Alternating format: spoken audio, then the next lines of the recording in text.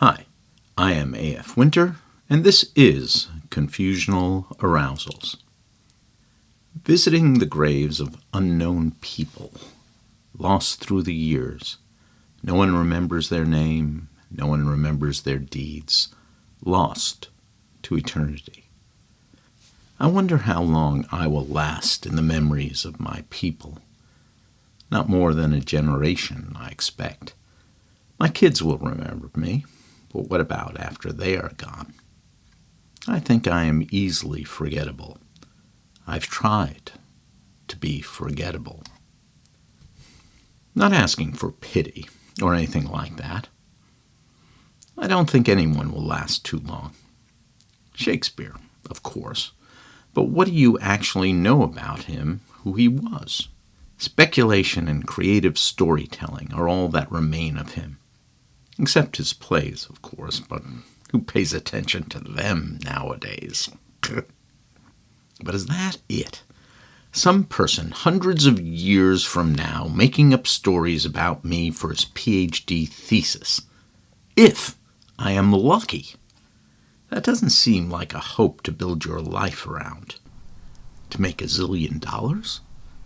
That won't buy you an extra moment of life.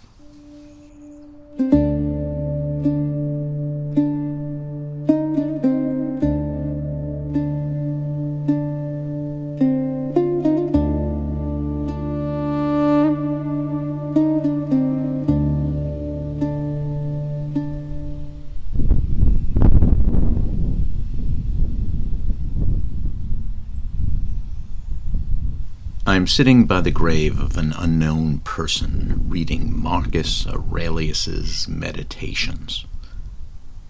I don't know why, but what else should one do during one spring break?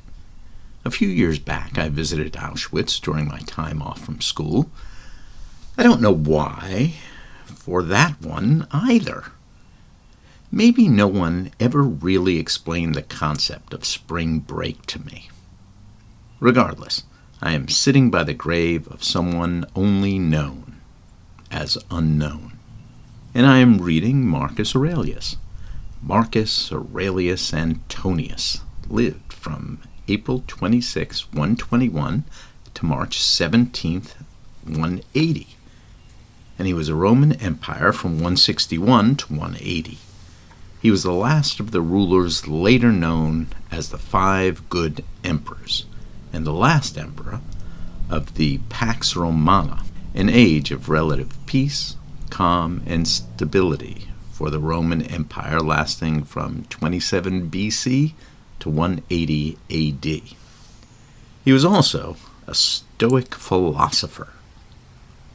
What is Stoicism, you ask? Stoicism is an ancient Greek and Roman philosophy, started around the 3rd century BC, focusing on developing virtue, wisdom, courage, justice, and temperance to achieve a tranquil, happy life. Its core principles are: 1. The only true good is a virtuous character, which includes wisdom, justice, courage, and temperance. 2. Distinguishing between what we can control, our thoughts, actions, and beliefs, and what we cannot, events, or others' opinions. 3. Understanding the universe as rational and accepting events as they occur, rather than wishing they were different. And number 4. Managing emotions, rather than eliminating them, to maintain a calm judgment. But why read the Stoic Marcus Aurelius in a graveyard?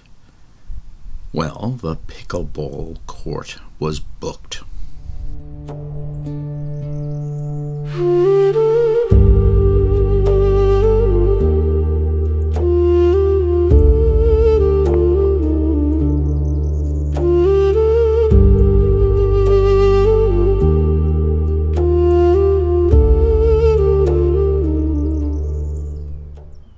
Sitting in a graveyard, sitting with death, I am immensely aware that I am surrounded by life.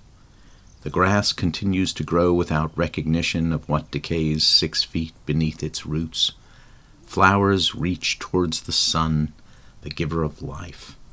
Bugs crawl between the blades of grass or fly by me as I sit quietly grieving the unknown life that has long ago departed from this mortal plane. Life goes on without regard for what came before. I will share some words of wisdom with you from Meditations by Marcus Aurelius, because sitting in a graveyard, one must look at life for what it is and not what we hoped it to be, because death is beyond our control, and because we are part of a rational universe, even if we don't understand its rationality.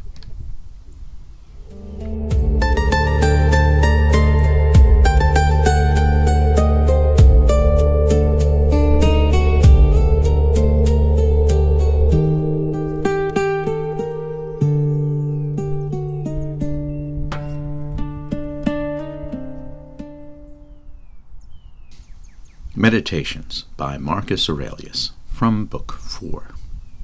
Number 3. People try to get away from it all. To the country, to the beach, to the mountains. You always wish that you could too. Which is idiotic. You can get away from it any time you like, by going inside. Nowhere you can go is more peaceful, more free of interruptions, than your own soul. So, Aurelius is saying to me that we have to cultivate our inner peace.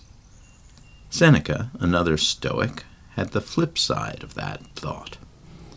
When someone complained to Socrates that traveling had done him no good, Socrates replied, "What do you expect? You took yourself with you." I guess you can't enjoy anything unless you have inner peace. And if you do, then you could do anything and enjoy it. Number 7. Choose not to be harmed, and you won't feel harmed. Don't feel harmed, and you haven't been. This is the Stoics' concept of a dichotomy of control. We can control our thoughts, our actions and beliefs, but we can't control others' actions, opinions, or events. If someone dies, we could think of it as tragic. He was so young. Or a blessing. Now he is at peace. But we cannot control death. Doctors keep trying, but people keep dying. Even religion tries to control death by saying there is something after, thereby minimizing the fact that the person is no longer around. Number 14. You have functioned as part of something. You will vanish into what produced you, or be restored, rather, to the Logos from which all things spring, by being changed. This is an interesting one for my surroundings. As humans, we consider ourselves apart from nature, above it. We as individuals cannot think that way for too long, because soon we will return to the earth. For dust you are, and to dust you shall return. My deceased listeners beneath my feet have already made that return journey, eaten by worms which fertilize the soil from which crops grow, of which I eat, feeding my hubris until one day soon I will enrich the soil for other self-absorbed individuals. Who knows? Last night's bean burger might have had a little Marcus Aurelius in it. I thought there was a little Italian seasoning in there. Logos, from the quote, is the active, rational, and divine principle that orders, animates, and governs the entire cosmos. It is the universal reason or natural law underlying all reality, which can be God, nature, or fate. Humans possess a spark of this Logos, enabling us to live in accordance with nature through reason and virtue. Atheists believe that the universe has a naturalistic order. The Stoics don't care if you believe in God or not. Whatever you call it, there is a subtle but immensely complex order of things that we will never fully understand, mostly because we will never live long enough to fully understand it. Which brings us back to this graveyard and Marcus Aurelius. Number 20. Beautiful things of any kind are beautiful in themselves and sufficient to themselves. Praise is extraneous. The object of praise remains what it was, no better and no worse. Does anything genuinely beautiful need supplementing? No more than justice does, or truth, or kindness, or humility. Are any of those improved by being praised, or damaged by contempt? Is an emerald suddenly flawed if no one admires it? This is so interesting to me because what it is saying to me at this wonderful moment, as I am surrounded by beauty, is that a beautiful object doesn't need to be recognized as beautiful. And if it demands that recognition, it is not truly beautiful. Do the birds that are singing in the trees demand that I applaud them after every note? Do these beautiful, crumbling gravestones with letters no longer distinguishable demand my attendance? Nothing in nature demands anything from people except peaceful coexistence. But as always, people are the problem because we need constant reassurance that we deserve to be here. We demand things from nature. We demand things from other people. We demand respect. How can you demand respect? I give you respect because you merit it, not because you demand it. And all those other things which are forced upon us simply means that the enforcer knows they don't deserve it.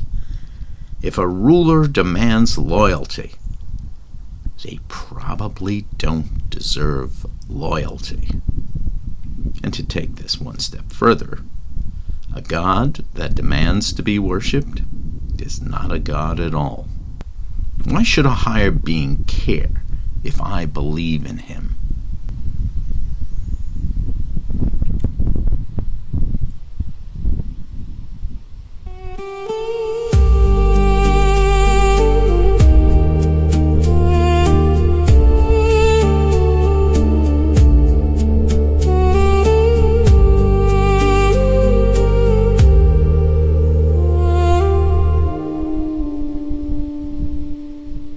I've read somewhere that no experiment has ever observed a proton decay, meaning a proton's lifetime is effectively, if not exactly, infinite. Electrons are also, for practical purposes, immortal. Atoms are also eternal, but we, who are made of protons, electrons, and atoms, are not infinite, immortal, or eternal. The great 17th century philosopher René Descartes said, "I think, therefore I am." It means that the very act of doubting one's existence serves as proof that you must exist to do the thinking. But it seems to me, at this moment, in this peaceful graveyard, that we exist way beyond the time we are actually thinking. We are made up of eternity. There is God in each of us, and it is time that we put on our big girl knickers and start behaving as such. I am A.F. Winter, and this has been Confusional Arousals.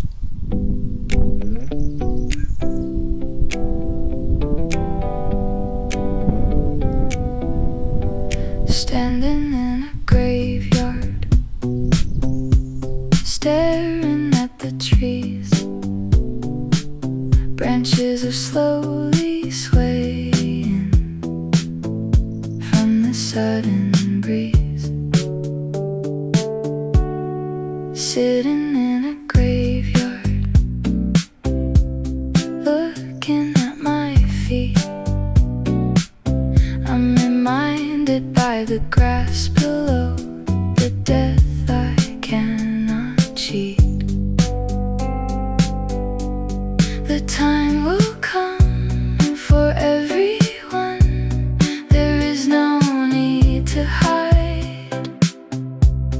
Appreciate the time you have, accept the rising tide. I cannot change the things I cannot change. I cannot stop the moon. I cannot change the things I cannot change. I will accept the reaper's tune. But now that I trust my faith, my worries dissipate. Life is joyous,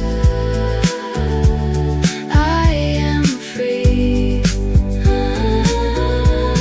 The truth shines brighter than the stars, now that I am not afraid to see.